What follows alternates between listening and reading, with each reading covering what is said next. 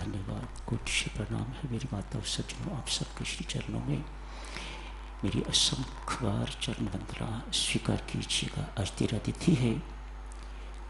दो शब्द जो आप जी की सेवा में अभी कही जाएंगे, इसके बाद ही तेरा तिथि का अखंड जाप शुरू हो जाएगा। दिन भर चलेगा, रात्रि को भी चलेगा। कल सुबह 7 से 8 श्रीमान पाठ जी के साथ इसकी पूर्ति होगी। जो साधक बैठना चाहे बड़े शौक से बैठें, जो जाना चाहे बड़े आराम से जाएं, ताकि बैठने वाले को किसी प्रकार की कोई डिस्टर्बेंस ना हो। सदाचार की चर्चा चल रही है। पिछले रविवार सदाचार की चर्चा शुरू की थी, आज जारी रखेंगे, अगले रविवार को भी जारी रहेगी। जिस आचरण में भक्ति का साथ मिल जाता है उसे सदाचरण कहा जाता है, सदाचार कहा जाता है। साधारण शब्दों में देवियों सज्जनों, जो व्यवहार हम परमात्मा से करते हैं, जैसा व्यवहार हम परमात्मा से करते हैं, जैसा आचरण हम परमात्मा से करते हैं, वैसा ही यदि संसार से हो जाए तो इसे सदाचरण कहा जाता है, इसे सदाचार कहा जाता है। हम विपरीत दिशा में चल रहे हैं, इसीलिए दुखी हैं, चिंतित हैं। हम संसार से जो व्यवहार करते हैं, व्यापार का, लेन देन का, कुटिलता का, गंदगी का, ईमानदारी नहीं, बेईमानी का, हेरा फेरी का, वैसा ही व्यवहार हम परमात्मा से करते हैं। इसे दुराचरण कहा जाता है। इसी दुराचरण के कारण साधुजन संत महात्मा कहते हैं कि हम दुखी हैं, चिंतित हैं, तनावग्रस्त हैं, घर घर में कलह क्लेश रहता है।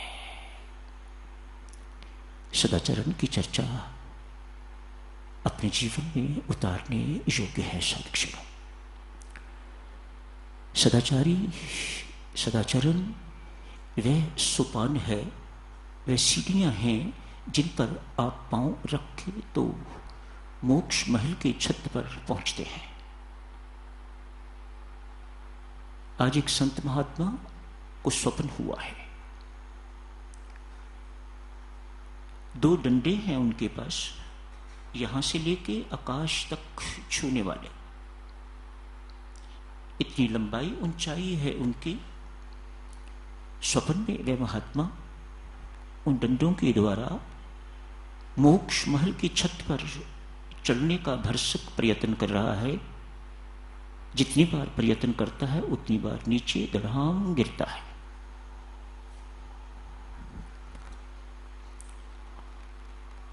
यह स्वप्न में सिलसिला जारी है। परमेश्वर की कृपा देखिए, एक वृद्ध इस दृश्य को स्वप्न में ही देख रहे हैं। संत को स्वप्न आ रहा है कि वे वृद्ध मेरे इस प्रयत्न को देख रहे हैं और मुस्कुरा रहे हैं। जब सफलता न मिली तो संत ने उस वृद्ध से पूछा, महाराज, मेरे पास ज्ञान के डंडे हैं, भक्ति के डंडे हैं, कर्म के डंडे हैं, योग के डंडे हैं, जो भी आप कहना चाहो, बहुत बड़े बड़े हैं, बहुत ऊंचे ऊंचे हैं, लेकिन मैं अपने लक्ष्य को प्राप्त नहीं कर पा रहा। मुझे मोक्ष महल है जो, उसकी छत पर पहुंचना है। साधन तो मेरे पास हैं, लेकिन मैं अपने उद्देश्य, अपने लक्ष्य तक नहीं पहुंच रहा। मुस्कुरा के वृद्ध कहते हैं, महात्मा जी कभी पहुंचोगे भी नहीं। क्यों महाराज, ऐसा क्यों कह रहे हैं?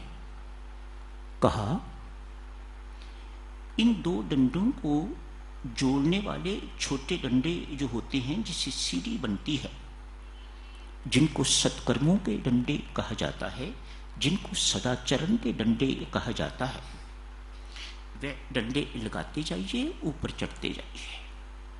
वे डंडे लगाते जाइए, ऊपर चढ़ते जाइए। आप एक ना एक दिन मोक्ष महल की छत तक पहुंच के रहोगे। यदि आपने वो आड़े छोटे डंडे न लगाए तो आप कभी भी जन्म जन्म आप प्रयत्न करते रहिएगा, आप कभी छत तक नहीं पहुंच पाओगे, आप कभी लक्ष्य को प्राप्त नहीं कर पाओगे।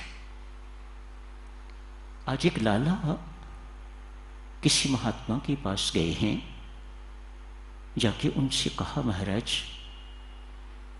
कोई परम हितकारी उपदेश दीजिएगा। महात्मा ने कहा, लाला ये माया नश्वर है, जिस किसी के पास भी है नष्ट होके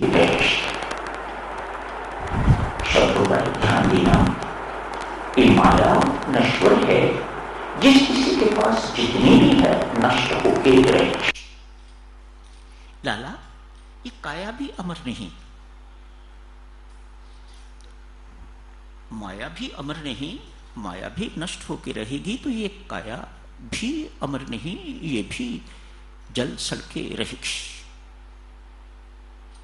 यदि अमर है कोई चीज तो वह है सत्कर्म। सत्कर्म की कमाई कर,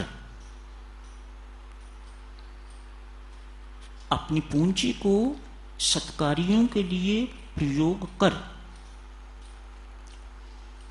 अपनी पूंजी को परमार्थ हेतु प्रयोग कर, तो वो जो पूंजी तू इकट्ठी करेगा, इस पूंजी का तो नाश होगा, यूं कहो इस पूंजी का तो सदुपयोग होगा, लेकिन वह पूंजी जो तुम उस वक्त एकत्रित करोगे, इसके पुण्य फल जो तुम्हें प्राप्त होंगे वह अनश्वर, वह तेरी असली कमाई, वह तेरे साथ जाएगी, वह परमात्मा के घर जाएगी। तू उस कमाई का असली मालिक है, उस असली कमाई का असली मालिक। ये कमाई जो तू अभी कर रहा है, इस वक्त लखपति करोड़पति अरबपति कहला रहा है, ये तो नश्वर कमाई है, ये किसी के पास भी होगी, नष्ट होके रहेगी। पुत्रों के पास जाएगी, सरकार के पास जाएगी, किसी चोर के पास जाएगी, इत्यादि इत्यादि।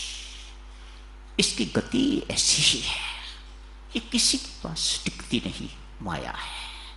इसीलिए इस माया को माया कहा जाता है, उल्लू बनाने वाली चीज। इसी सत्कर्मों की पूंजी साधक्षणों,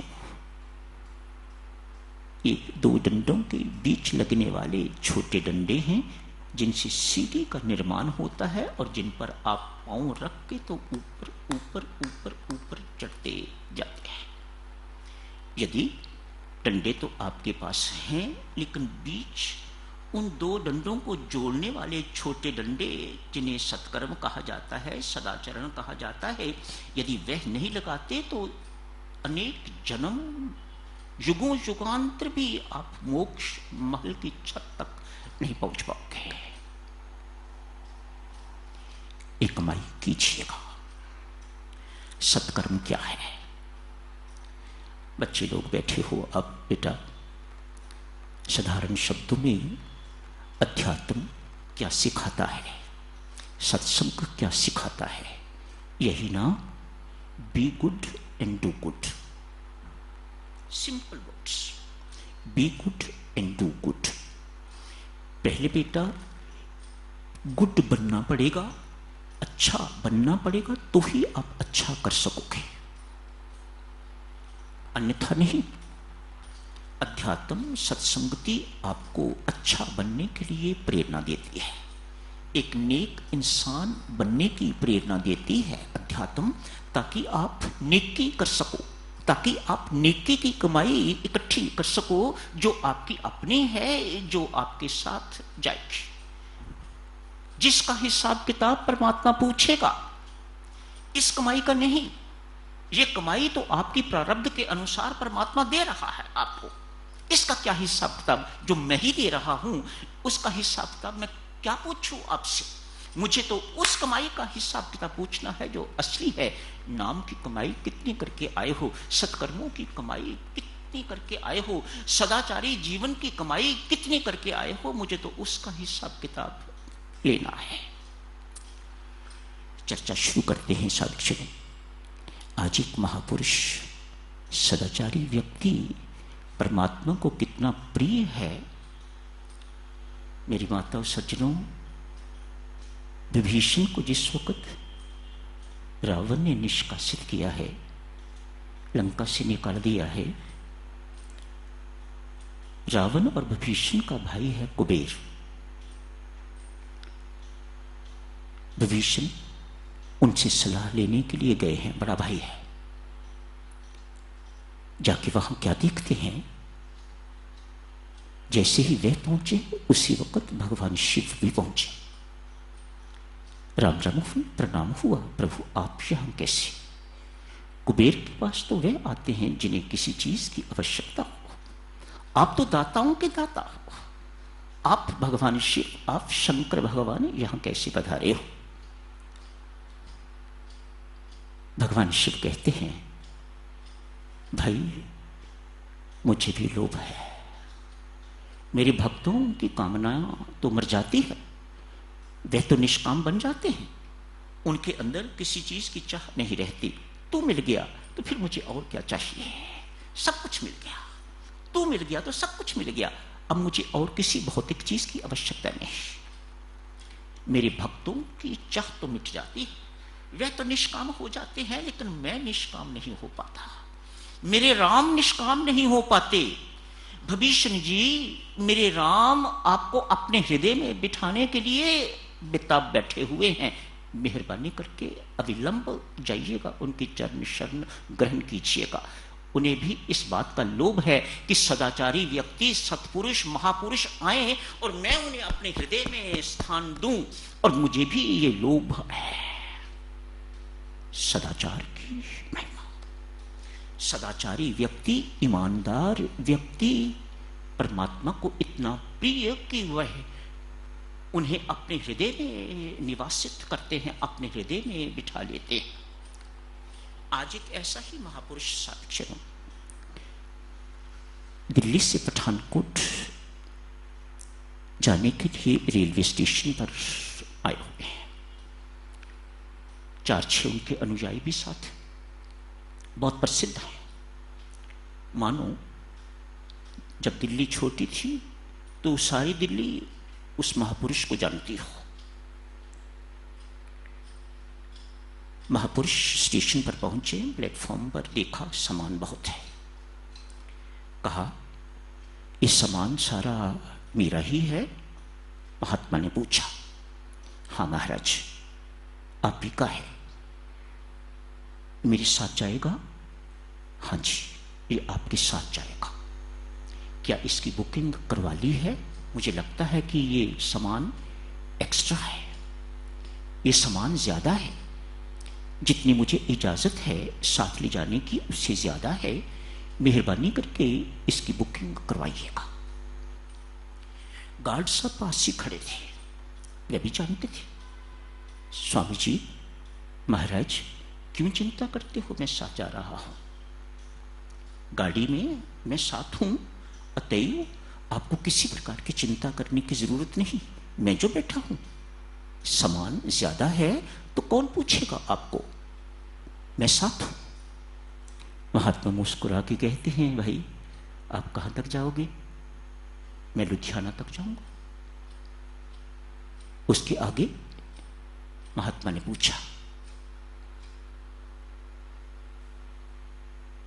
उसके आगे क्या होगा? गार्ड ने कहा, महाराज जो दूसरा बैठेगा मैं उसके हवाले ये सामान कर दूंगा, आपको कोई डिफिकल्टी नहीं होगी, किसी प्रकार की कोई कठिनाई नहीं होगी, आपको बुकिंग करवाने की आवश्यकता नहीं। बेटा ऑनेस्टी की बात की जा रही है, सदाचार जीवन की बात की जा रही है, ईमानदारी की बात की जा रही है। व्यक्ति ईमानदार है तो पवित्र, नहीं तो बेईमान। ऐसी मोहर लगती है, छोटी सी बात के कारण ऐसी मोहर लगती है, जो ऐसा कलंक लगता है माथे के ऊपर कि उसे मिटाया नहीं जा सकता। कल परसों आपसे अर्ज की थी, गणेश की शायद संभव था पिछली बार, पत्नी कहती है, आप बेईमान कहलवाओगे और मैं बेईमान की पत्नी। दोनों इससे स्टैम्प्ड होके तो परमात्मा के दरबार में जाएंगे, यहां भी अपमानित और वहां भी अपमानित।